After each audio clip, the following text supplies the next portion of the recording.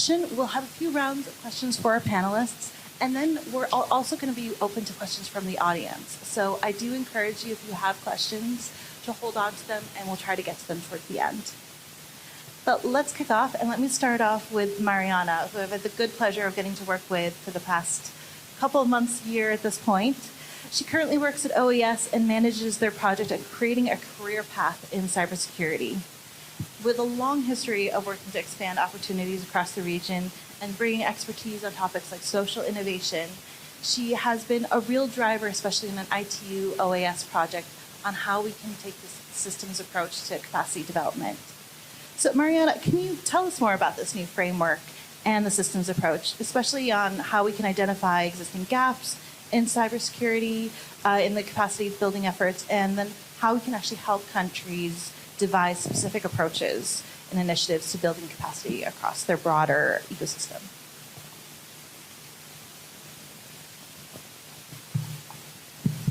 Perfect. Thank you so much. Thank you, Caroline. And well, the idea of this new framework that you will see in a bit on the screen, and you also have copies of the report. It's the latest draft of the report also. Can I jump in and just, if the technical staff in the back can put the PowerPoint on the screen? Thank you. You will see in the meantime in your chairs, in a couple of chairs, you should see a copy of the draft report if you're interested in getting a look at that. It says draft because you're the first to see it actually. So it's you're lucky to see this first version, and we hope to also see your comments and your questions and what you think about it as well. It'll help us definitely as we move forward. So the idea, here we see it on the screen. So the idea of this new framework is that we think about understanding national cybersecurity education capacity as a system, and that will help us identify also, as Caroline was mentioning, where there might be gaps and where there might be leverage points, opportunities to develop more targeted approaches and targeted interventions towards cybersecurity education capacity. So when we think about the system, an example that we actually like to use and that we use in the paper is to think about the system as a bike. So within the bike, we have different components. We have the gears, we have the pedals, we have the brakes, right? And the bike, with the interactions between all the different components, it completes a function, right? That is to make the bike go take you places. So the idea is that all these components are related to each other, and when one of these components fails, for example, when your brakes fail, it will affect not only the other components but the function of the system as well. And on the other hand, we have the environment, the enabling environment, as we call it. That is all the mechanisms that will also affect how the system functions, how the bike functions in this sense. So as we have, for example, it would be very different to ride your bike in a beach, in a sandy beach, than to ride your bike in a paved road, right? So this is how we try to think about cybersecurity education capacity, where we have the different components that we identified as school curricula and programs, tertiary education and research, awareness and culture, administration and governance, and training and certification. So we have all these components and their interactions that you can see on the screen. And then we have the environment as well in which they exist as part of the system. And we have the different cybersecurity education capacity stages that are basically the stages that a person goes through from early childhood until retirement in their career pathway, basically. So it's in the next slide, please. Yeah, there you can see like the different arrows and how all these different components interact with each other and interact along the cycle of the cybersecurity education capacity stages. So the idea is that when we think about this different interrelationships, we can have a more accurate mapping of what the cybersecurity education capacity system looks like. And this will allow us to first identify gaps, identify also some leverage points, and build more targeted interventions that will also allow us to maximize resources. Because we also developed this in mind with the idea that low and middle income countries also have limited resources, right? And they have competing priorities with other sectors. How will we come up to our governments, right, and say, okay, we need to develop more cybersecurity capacity when we have also other priorities in areas like health, education, security. So the idea is that we use then these limited resources, knowing the local context, knowing the gaps, the leverage points, to develop interventions that can have greater impact with more limited resources. So an example of this, for example, and with this I will give the word back to Caroline, is when we think, for example, of a country where the students, for example, and this happens to us a lot in Latin America, actually, and some of the students that I have worked with, where they don't have a lot of awareness about what a cybersecurity career is. If we go straight towards developing cybersecurity courses at a university level, this might not be the best approach because we know that we have this gap already with aspirations for a cybersecurity career. So a more proper approach here that we will know by knowing our system would be to develop awareness and aspiration for cybersecurity as a career first before developing the cybersecurity courses. So with this, I give it back to Caroline. Thank you. Well, let me not let you off the hook quite yet, because I just want to ask you a little bit, given your experience, what you've been seeing in Latin America and in the Caribbean, what are some of the key issues how you've seen this play out and what the issues are that they're facing? Perfect, thank you. So in terms of the challenges, I think we've talked a lot about the skills gap, right? How we have more than 3 million, say 4 million vacancies in the cybersecurity sector. And we also have the gender problems as well, since we are not using the full workforce, right? We're leaving a big portion, a big important portion out of the cybersecurity industry. We have a very big lack of diversity in cybersecurity. So I think these are some of the issues that we've seen, especially from the demand side of the cybersecurity. And then from the supply side, also we've seen, I see constantly the issue of the lack of aspiration or of, and not of aspiration, but of awareness of cybersecurity as a career. And that I think is the priority, not priority, but one of the first issues that we see in the region, where students that we actually try to train for the first time in cybersecurity, for example, they learn a little bit about it and they're very interested in it, but then they're like, okay, but how can I continue? And they don't know how to continue because there's not a very established path about how they can continue or information about this. And then on the other side, we also have a lack of cybersecurity courses or cybersecurity programs. We have some that have already been developed, but we are needing also a more structured approach to building cybersecurity in education capacity. I think that's one of the most important things. Structured, what do I mean by structured is, for example, when we have people talking to each other, I think that's one of the most important things. Stop not working in silos, but having academia, talking to industry, talking to government, and developing cybersecurity courses and cybersecurity certifications, for example, that also tackle the needs, the real needs of the market. Because if we have academia, government, and the private sector not talking to each other, what winds up happening is that we can have the supply, for example, of programs that not necessarily tackle the real needs and create the real skills, knowledge that we will need in the cybersecurity market in the future. So those are some of the challenges. Thank you for that. On that, let's transition over to Gillian, because I want to touch on one of those levers.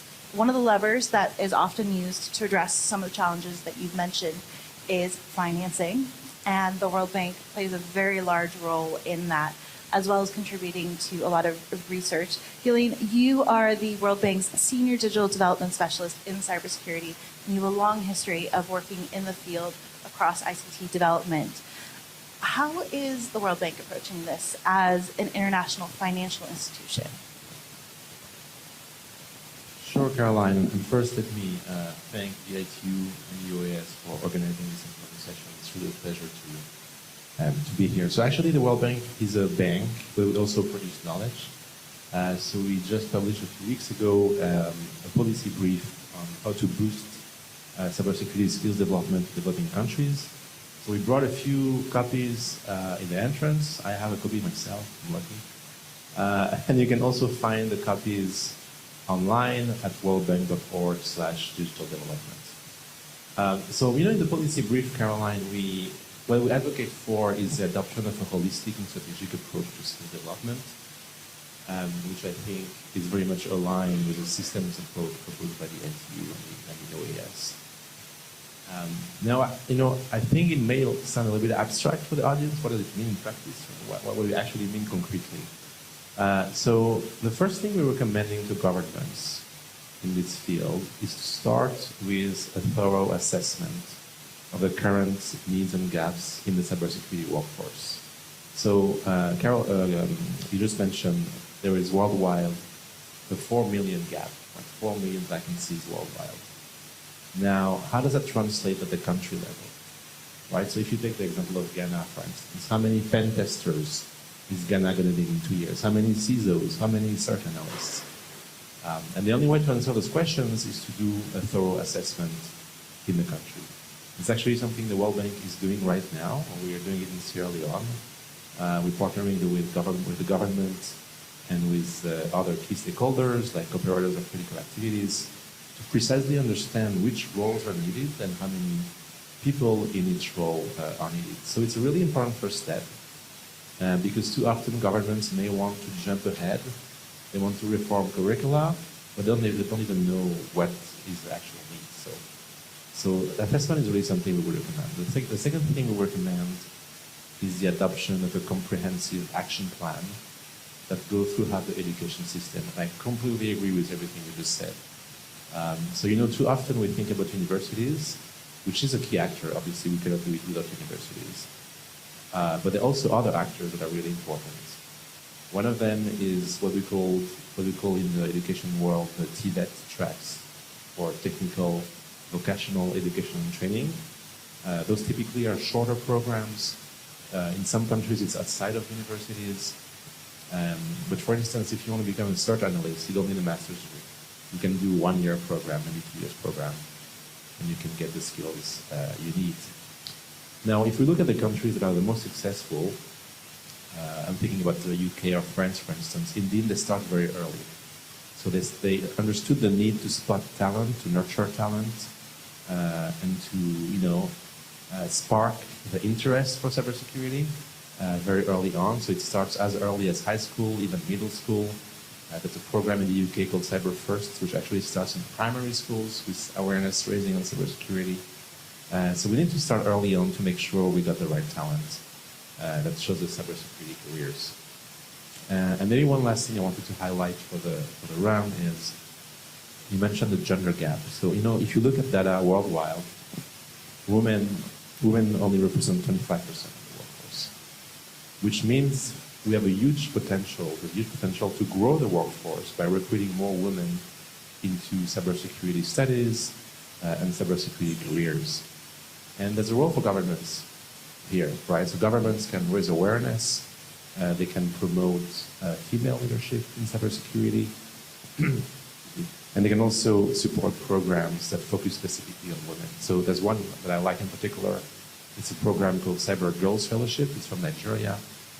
It's supported by the Cyber Safe Foundation, and it trains now around 1,000 women every year into cybersecurity careers. It's a short program. It's 9 months. It's free for the students. It's mainly based on donations by the private sector, and it's really delivering great results. So I think the question we have today is really how do we scale those success stories to the scale we need to really deliver the results we need for this 4 million gap worldwide. Thank you for that. We're going to come back to you in just a moment because I think some of what you touched on links to some of the work some of our other panelists are doing. But Randy, Gillian brought up the role of universities, and you are the Associate Director for Cybersecurity Policy at Florida International University's Jack D.E. Gordon Institute for Public Policy. That's a bit of a mouthful. But you oversee the Institute's international cybersecurity capacity building efforts across Latin America and the Caribbean and the Balkans. So I was wondering, could you give us some examples then, especially building on that, given the role that a university plays and beyond, what work you've been doing in Latin America and the Western Balkans? No, thank you for that, and thank you for having me on this panel. I think there's a traditional role of academic institutions as a whole, from the K-12 development to community college, vocational schools, and universities, of course. But I think with this environment, it's starting to shift, right? Where universities can play a key role, not just in the education aspect of it, but the skills development, the task development, the implementation abilities particularly around cybersecurity capacity building efforts, right? So the example for FIU, and I know a number of institutions, Purdue is one of them, I know University of West Florida is doing it, and there's a number of other institutions around the United States and Europe, as well as, larger universities around the world doing implementation. And the reason why is academic institutions provide a unique perspective on a lot of issues.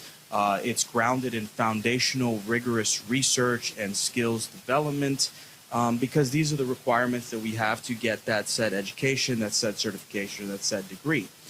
So it's extremely important to utilize the expertise and the network and, frankly, the flexibility of academic institutions, because while building curriculum might take a long process, using your expertise to go into the regions that we're working in and provide subsidiary education to train the trainers, or supporting government institutions with executive leadership training like we did with OAS in Latin America and the Caribbean.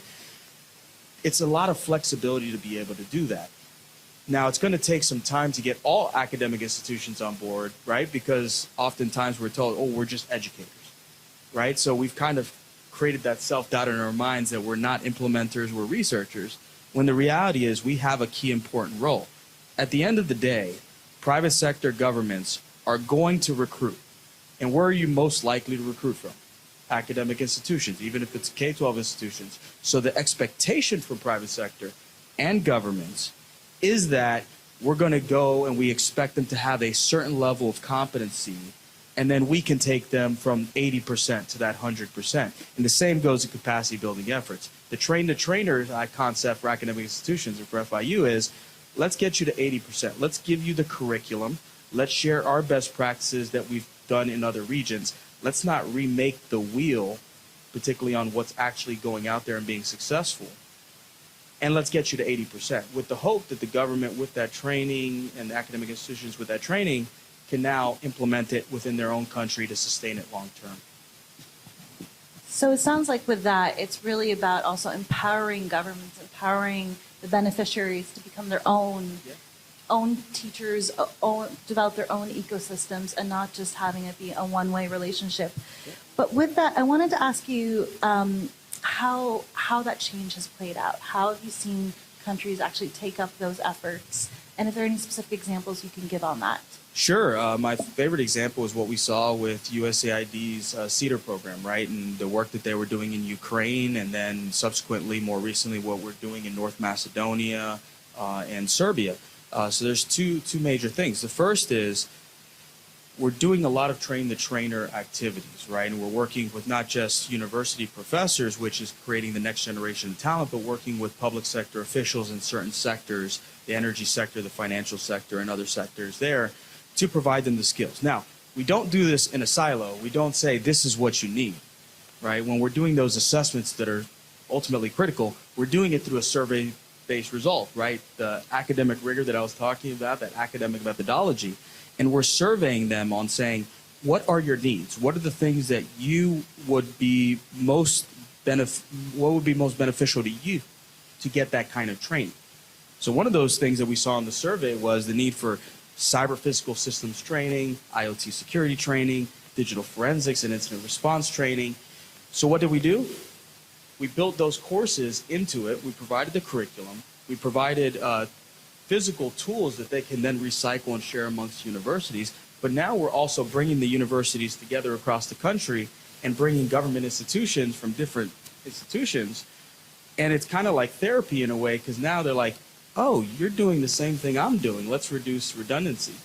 And then the second side of it is there's that recognition that we've talked about, and Guy Sikatia here, and they did a great presentation yesterday about the gender-based, inclusion, particularly in the cybersecurity field.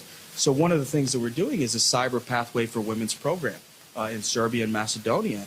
And the goal for that is, if you want to be it, you have to see it, right? So I'll give you a brief anecdote from my childhood. I grew up first generation American, but from a Cuban household. I wanted to be a baseball player. Why? Because everyone that would look like me was a baseball player, right? And we had that same issue at FIU, which was we wanted to increase female participation, but we had no women faculty.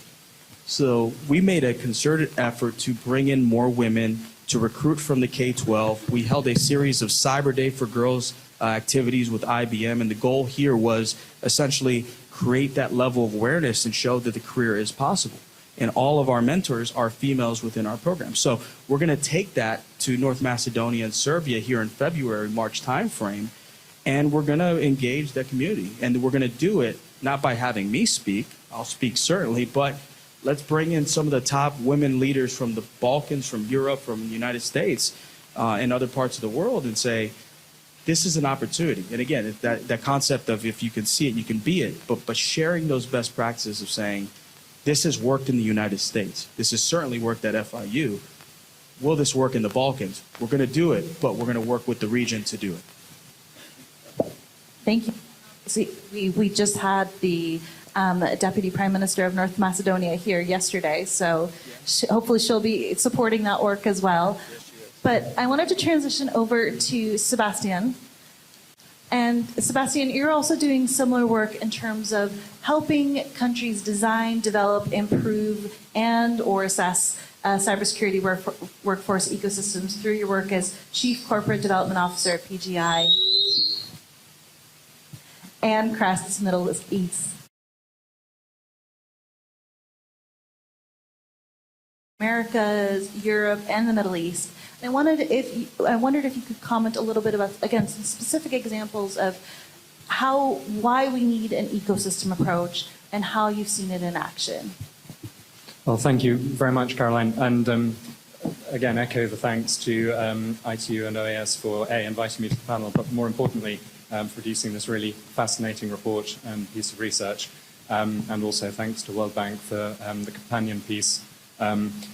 I was thinking this is going to be a really dull panel because we're all going to end up furiously agreeing on absolutely everything. Because yes, there should be a systems approach. Yes, it should be holistic. Yes, it should start with an assessment. You know, what's the controversy on this group going to be? I mean, I'll stay away from that at this stage. But I would just back up the requirement for the ecosystem. Too often, we're faced with countries coming to us and saying, there's a big problem. We've got a cyber skills gap. It's 4 million around the world, and we've got one too. You know, we want to do some training. I was like, oh, okay, really? Training? Oh no, maybe we want to fix the universities. Oh, okay, good. Yeah, fix the universities. That's always a quick process. No, cyber first for girls, because in 20 years' time we'll then have lots of female cybersecurity professionals. You know, no, professionalize. Set some really tough exams that no one can pass. But those that do will be really, really good. And the answer is, of course, you've kind of got to do all of it. And most of the time, you need to think about that system, that bicycle, where it is you want to ride it, how fast it's going to need to go. And that goes back, as Gillian said, back to that assessment. I'll introduce my first tiny piece of disagreement at this point, because I think before you can do the assessment, you need to know what you're assessing against. And I'm sure that's absolutely in the guidance, but I'd just like to underline that for this audience. What are you going to look for, and how are you going to define it? So, as an example, we did a piece of work funded by the UK government for the government of Jamaica, who are looking to build a Caribbean, an Eastern Caribbean cyber academy. We wanted to convene a stakeholder group to tell us what skills they needed, but everyone was coming back and defining their skills in very different ways. Like, for someone, it's a cyber defense analyst. For another, it's a SOC analyst. For someone, it's a penetration tester. For another, it's a system security assessor. Ultimately, they're talking about the same thing, but they're using very different words for it. So, baseline, where do we go back to? Of course, the good old NIST framework. That is, of course, a brilliant piece of work, but it's jolly big, and there's an awful lot of roles in it. And if you're a small country where your largest cybersecurity team is probably 10 people, maybe 80 to 90 job roles in 5 proficiency levels isn't a hugely helpful starting point. So how, before you go and use that, are you going to just simplify it a little bit and perhaps pick out those really key career streams and really key roles that you know are going to be needed? And then, as the Jamaican government was able to do, then essentially ask people what they needed in those terms, get them to redefine, There's also been a great piece of work recently in Oman, again funded by the UK government, where the Omanis have taken what was originally the Saudi cybersecurity workforce framework, SIUF, and have redefined that as the Omani cybersecurity workforce framework, CIRO, mainly by deleting roles which just don't exist in Oman at the moment, and therefore there's no point in including it in the assessment. So strip it down, simplify it, get something really portable and user-friendly, and then you can move very quickly off the assessment stage and into the doing stage, which is where we all want to be, where you're actually creating new cybersecurity professionals. So building on that, because it sounds like we're in the challenge of you need to be building this bicycle as you're riding it through some very, very marshy, unfriendly grounds. Ghislaine, I'm going to go back to you because this question of then, with assessments, from our little bit of a peek there on what kind of assessment should be done. So how can the cybersecurity capacity building community assess then the capacity, especially for low and middle income countries, to effectively absorb and implement these cybersecurity efforts?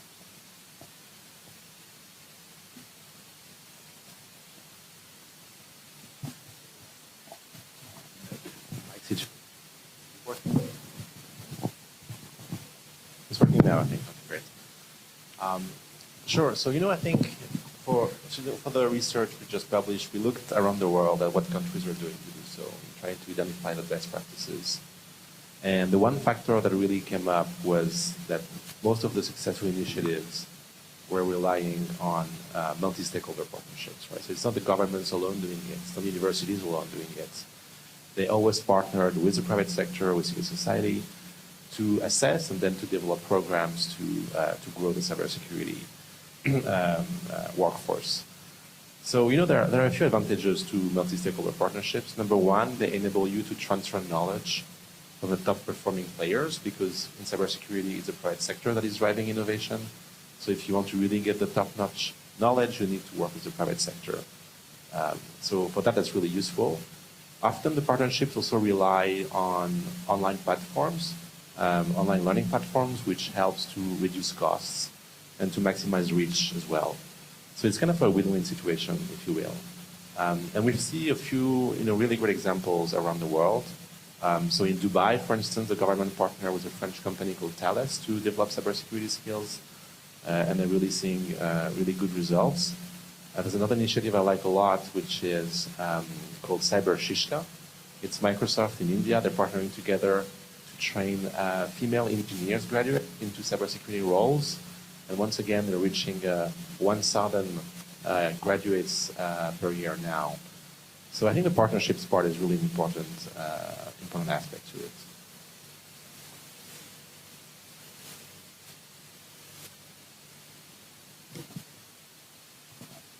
Thank you for that on the partnerships. And then that sets up my next question. And I think I'm going to turn back to you, Sebastian, on this one about public-private partnerships specifically.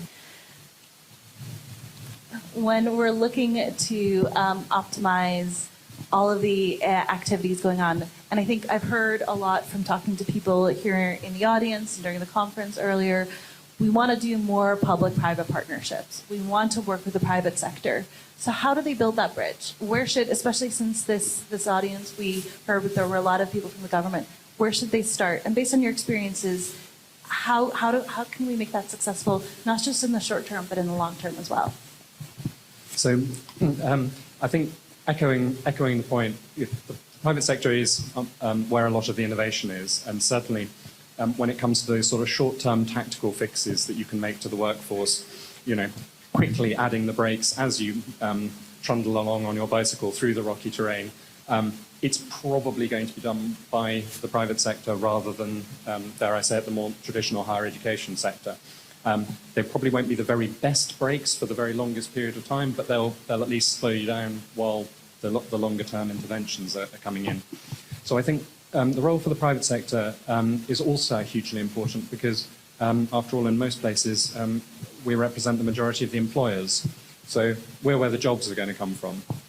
And assuming that most people are studying cybersecurity because they ultimately want to be paid to be a cybersecurity professional, working hand in glove with the private sector so the private sector can explain what it is it's looking for, so that exactly as Randy says, as people come off that production line, they are 80, 90% job ready rather than 30%, and the employer can just put them straight into a higher earning role rather than put them into a job where they're having predominantly to learn and can't be given much unsupervised to do, is again important. So obviously private sector, public sector and academia can work together to define what exactly it is you need in the workforce, what you're going to employ tomorrow if it pops out of the higher education system, what you think you're going to employ in 5 years' time, as it takes a bit longer to get there.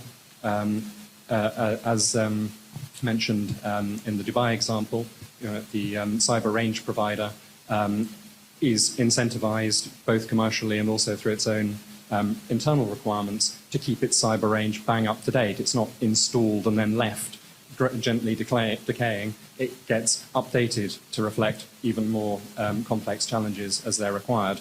And it's the same with training providers. Commercial training providers, we know no one is going to take our courses unless they are absolutely delivering the skills, the knowledge, the certifications that employers are looking for. So we have to change our courses very quickly. So some of the public-private partnership cyber academy examples, typically on a build, operate and semi-transfer model, where the build is done by the private sector, the operation initially, the training is initially provided by the private sector trainers, while course material is handed over and trainer training is done for the academic or government partner.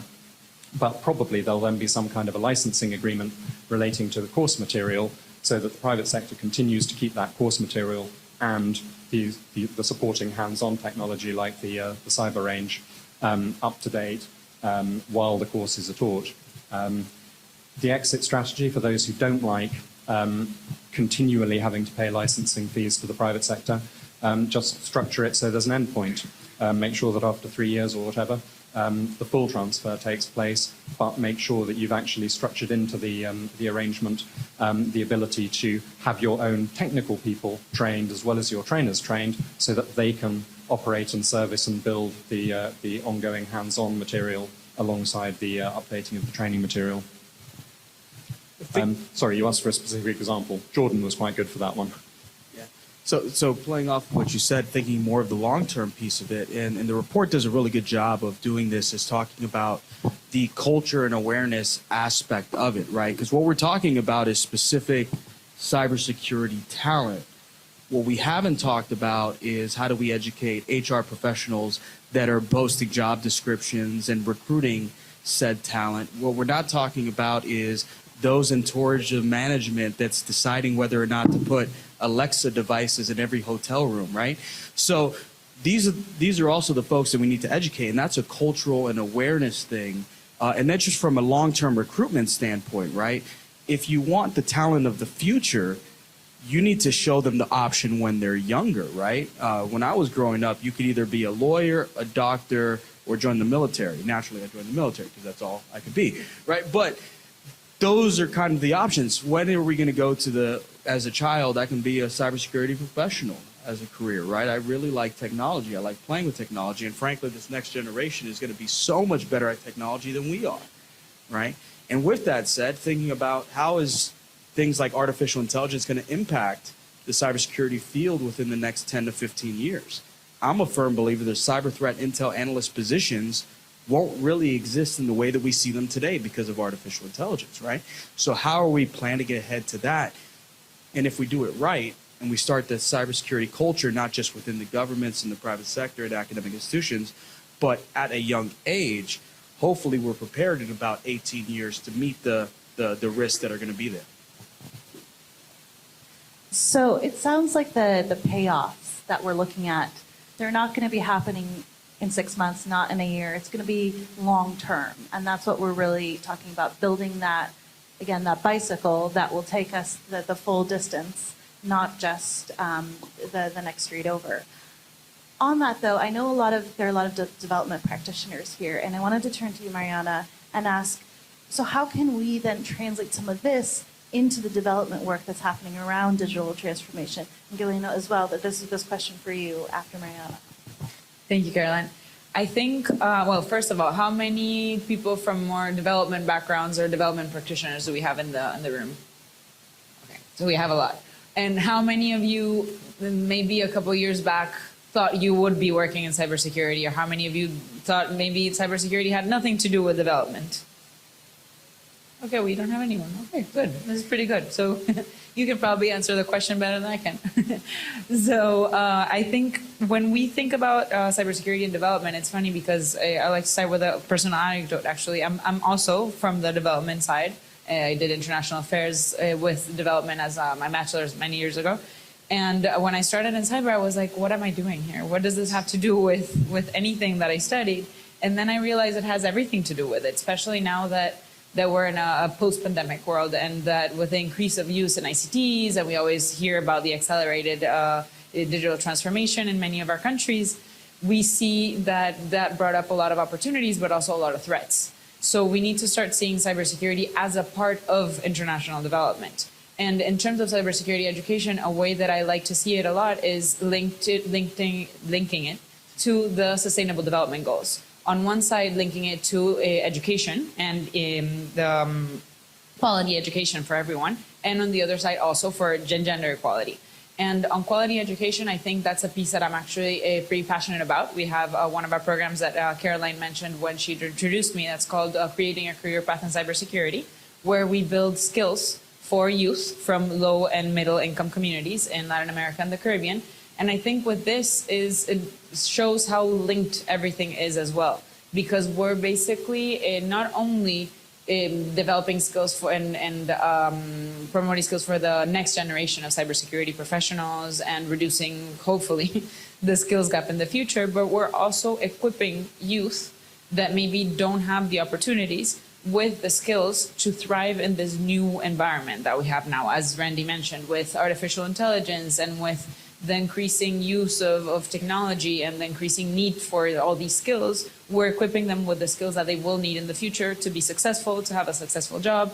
And on the other side, with the issue of gender, we also need to be more, and this is something I heard in a panel yesterday as well, to be more intentional about really promoting diversity in the field. And as Randy was mentioning, making sure that we do have role models there for women and girls to see themselves and be like, okay, this is a career I can actually aspire to. And building targeted interventions as well, where we can build skills for more women and girls to enter the cybersecurity industry. And with this, I will give it back to Guylaine. I think that a great way of doing this is knowing what we're working with, right? So going back to the system and to our bicycles, do our brakes work? Do our pedals work? Are we going to be stranded in the middle of the beach? So knowing what are our gaps, what are our leverage points, who are stakeholders as well, and working together, as we, I think, all said at one point or the other. Thank you. So, by the way, I really like the bicycle metaphor. I think it's great. So, I think one thing the development community can teach the cybersecurity community is also to acknowledge cybersecurity not so much as a cost center, but rather as an investment opportunity. Right? They don't realize that investing in cybersecurity skills today means creating a pipeline of high-income, high-quality jobs in the developing country where you're doing that. So I mentioned the Cyber Girls Fellowship from Nigeria a few moments ago. On average, the women who graduate from this fellowship see a 400% increase in their income a year later. So, it's not only good for cyber resilience, it's also driving socioeconomic change. And, of course, at a little scale, but it's also helping for the overall mission of the World Bank, which is to create a world free of poverty. So I think, considering cyber skills and cyber resilience in general as an investment, not as a cost center, is really an important aspect. And maybe one other thing I wanted to touch about is, there's a kind of a paradox because we have these 4 million vacancies worldwide, but still for the young professionals, it's actually difficult to join the career. I was in Congo recently. We organized a workshop in Brazzaville because we're doing a train the trainers initiative there, as you mentioned. And workshop very well attended. Professors, government officials, private sector students. And there was a young woman there. She just graduated with an IT degree, and she specialized in cybersecurity. And she was telling us, "I can find a job." because all the recruiters ask you to have 5 years of experience for entry-level positions. So there's also a role for governments here to really work with the private sector to design programs such as apprenticeships, traineeships, internships, whatever you name that, to really facilitate the transition from university to a career in cybersecurity. I think that's a really, really great point. Do you want to? Oh, please. Sorry, I was visibly itching. I think that's a superb point, and it again goes back to where Randy was coming in. If you want to do something fairly quickly, and the educational system is not going to provide it, then bring in the private sector to do it. So it's partly government saying, try and find a way of building in experience. It's partly universities saying, how can we find a way to build in experience? It's partly those of us in the private sector saying, how can we find a way to help give the experience? So there's usually a fair amount, dare I say it, of downtime in university programs, whether it's time for elective things or it's just downtime. I've seen some really good examples where employers have effectively taken use of that space. So there's a great company called Wizard Cyber, which is operating in Jordan. And what they've done is they've effectively offered jobs to everyone studying cybersecurity in Jordanian universities. And then in the time when they're not actively doing their degree courses, they are working in a security operations center. And they're being trained and certified on the full Microsoft stack. So by the time they leave, they have got 5 years experience. They have also got vocational qualifications. Obviously, it's great for, I'm sure Cyber Wizard wouldn't mind me saying so, Wizard Cyber, I'm sure they wouldn't mind me saying so. It's obviously great for them because, this is a relatively low-cost labor force. They know that the churn in a security operations center is extraordinarily high. Nobody wants to work as a tier 1 SOC analyst for more than a couple of years. So it will be a workforce that's churning anyway, so replenishing with students coming in on a regular basis, and then they're going off into the workforce. The model is clearly successful. They're on their 3rd expansion of premises in the last year or so since setting up operations. And the best bit of it is they're not being paid by Jordanian businesses. They're providing SOC services globally and are simply taking advantage of a highly skilled and talented and very motivated workforce. I do want to be a little provocative and challenge something here because the reality is, well, we're talking about these 5 years of experience. You're also talking about entry-level jobs that require 5 years of experience. Who here actually believes that 5 years of experience earns you an entry-level job? Right? Everyone that's hiring entry level, as they're calling it, is asking for 5 years of experience. So we have a problem. And I've had private sector individuals tell me, not the big companies, but some good solid companies say, we can't hire entry level jobs because we have a system in place that says if you make X amount, you need to be in a middle tier category. And that's an internal policy issue. That's not an academic issue. That's not a government issue. That's an internal institutional issue, right? Which means,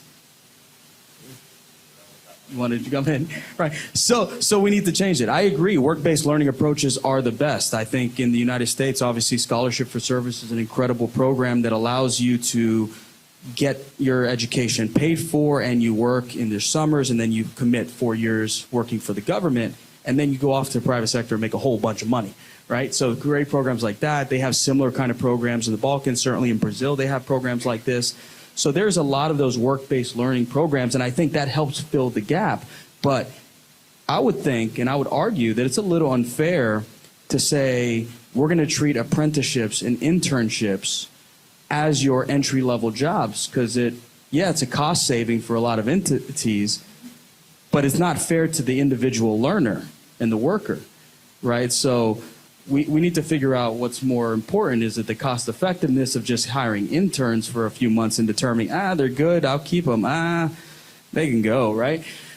Or is it better to kind of rethink internal policies and structures? And again, academic institutions, we have to do it as well. We have, working closely with the private sector and governments to do this. how can we restructure internally and come to Jesus moment, if you will, and say, hey, 5 years is not entry level. Let's figure out a way to actually form true entry level positions, right, that actually make sense. Oh, good. I've got my controversy. Obviously, cannot disagree with a word of that. Except you'll remember the old military saying, "Don't fight the way." You're given some instructions. Don't waste time saying those are the wrong instructions. We need to do that. That's, I would put in the long-term strategic fix. I'd much rather be helping people into jobs now, so that employers are seeing that actually you don't need 5 years experience. I want a person like that, and I actually wanted them 3 years ago. So we get there by showing and doing as well as by changing policies. I think one thing this is highlighted for me is also the need for continuing education. Oh, yeah. Because given the changing landscape of what's going to be happening beyond just graduating, do we have 5 years of experience in ChatGPT? No, because it hasn't existed that long. So a lot of these things we need to be, even for ourselves, and I've seen that within the UN system, within governments as well, that we need to be constantly learning and enabling ourselves, our colleagues, our institutions to continue to learn. Agreed, and I think NICE does a really good job, and I see Danielle Santos here. They've changed the thinking on this from entry-level jobs to career entry, right? It's where you enter, right? And this is inclusive not just of K-12 university, but also those that are reskilling, right? Because if you believe that technology is going to eliminate a large number of manufacturing jobs, it already has, and it will. Where are you going to send a lot of these folks that are coming from manufacturing jobs, or if you're transitioning from the military, or you realize you don't have any growth trajectory within your specific corporation or organization, and you think, I want to do cybersecurity and I want to learn cybersecurity, so what are the pathways to be able to shift that? And I think, going back to the report, the framework is flexible enough, same just like the NICE framework and other, but these are flexible recommendations. These aren't, you must follow step by step here. So the flexibility that this, this systems-based approach articulates in the report is really good, because an organization can pick it up and say, this is where I fit in the cog, and this is the things that I can take and implement within it for career entry, not just the traditional pathway that we know about. So let's use that as a transition of continuing learning to learn a little bit what questions our audience has. Are there any questions in the audience? I see one in the back. Is it possible to get a microphone to the lady in the back? Otherwise, I'll run. Oh, perfect. Thank you.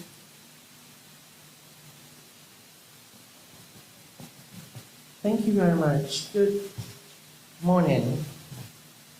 My name is Reverend Dr. Nanaya Prempe. I'm the board chair for the Ghana Domain Name Registry, and I'm also the first woman who started an internet company in Ghana, 1999. Thank you. That is something no one can take away from me. I want to appreciate the panelists very much, the in-depth of experience and knowledge. But for the organizers, since this is the first session of these kind of conferences, please let them know they should make enough time for questions.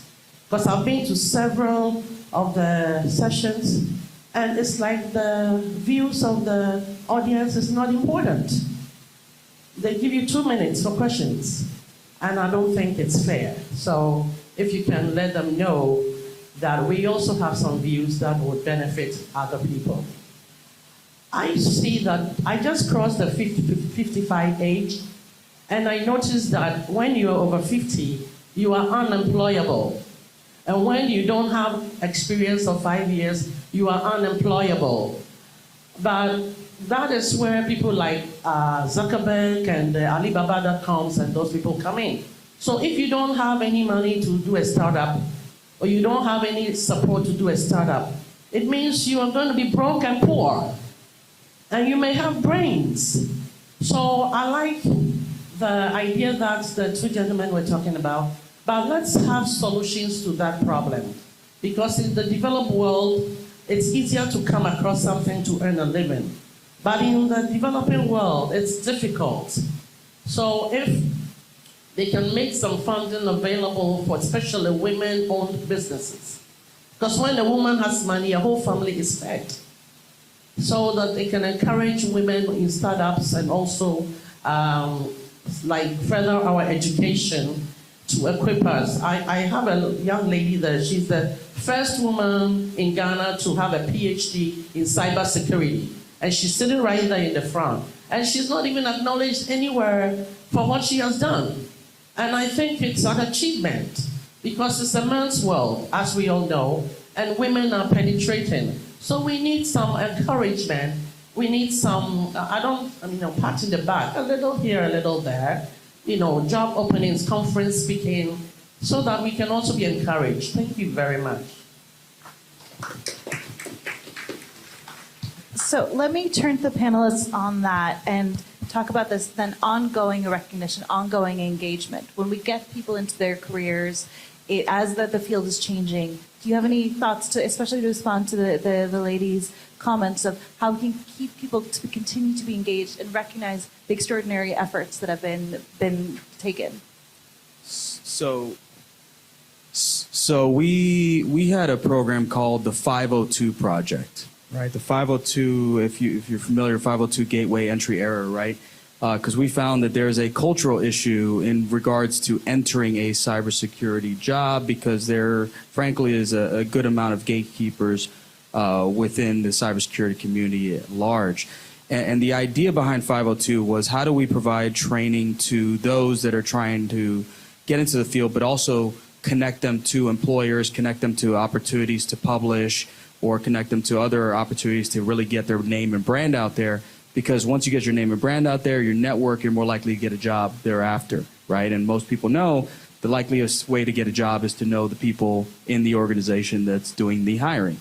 So I think there's a lot to be said about fixing that 502 gateway error. I don't think we have the solution, but what I do know is being able to take someone that is 50 years old and trying to transition a career, there are some programs out there. There's just not, we don't do, I'm talking about academic institutions, of cataloging all the different opportunities that are out there, because there are so many. I'm sure if you just catalog us on stage, you'd probably have 100 programs that we're all aware of that I don't even know about, right? That you don't even know about. So cataloging what those are. In the U.S., we do have a lot of those, and they target underrepresented communities. They target transitioning out. Department of Labor put millions and millions of dollars in supporting apprenticeship programs to provide that work-based learning approach, right? Academic institutions are increasing internship credits to give you college credits for your work experiences that help you get closer to a degree very quickly. And then there's a lot of efforts, and I hate to keep throwing USAID here, but they do so much in the development of talent and supporting communities, especially across the global South. I've seen it firsthand in Latin America and the Caribbean, the great work that they're doing. It doesn't take a lot to kind of find it. I remember, and I refer to my colleagues at USAID, there was a program targeting women growth and technology in Central America, Northern Triangle, right? And they're putting a lot of dollars to support women in these spaces. You don't hear about these programs unless you're involved with them. So we need to do a better job of cataloging everything, sharing it on a mutual portal, and allowing folks to say, hey, these are the opportunities that I have as a 50-year-old, or these are the opportunities I have to build my exposure as a young PhD cybersecurity professional, and then enter the workforce and get these opportunities that we're talking about. Let me transition over to Mariana, because you have some programs targeting women. And I think first, going off of what Randy was saying, that is also a great example of why the systems approach is also so great, because it would allow us to map what is already going on in the country, right? Because we don't know. And I actually really like the US actually has something like this, and it's a dashboard that tells you a little bit about what the supply of cybersecurity jobs is and programs, and also the demand for skills. So that allows us to see, okay, if I want to specialize in this, what is the current demand and what are the skills that I want to have to develop? So I think that's a great longer term solution to this problem. But on our side, from the OAS, and speaking specifically to the issue of women that was brought out by our audience, we have actually had great success with cybersecurity exercises.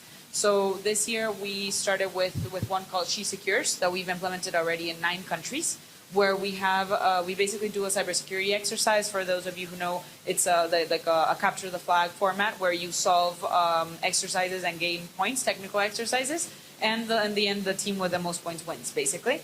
And this has been very successful because it has allowed us to target women from varying levels, all ages. First of all, over 16 with no type of requirement of knowledge, of background.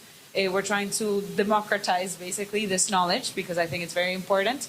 And we've reached over 1,000 women just from August until now in those 9 different countries. And I think that exercises are a great way to grasp these skills and get women from all ages and well, people from all ages interested in cybersecurity, especially if you take into account the different, having different levels. So maybe having more exercises that are for people who don't have any knowledge, any experience, for example, and then others for people who already know a little bit. But I think it's a very fun way to do it if we focus on platforms maybe that are user-friendly for everyone, maybe even if you don't know a lot about technology, but that from our experience has been a best practice for sure.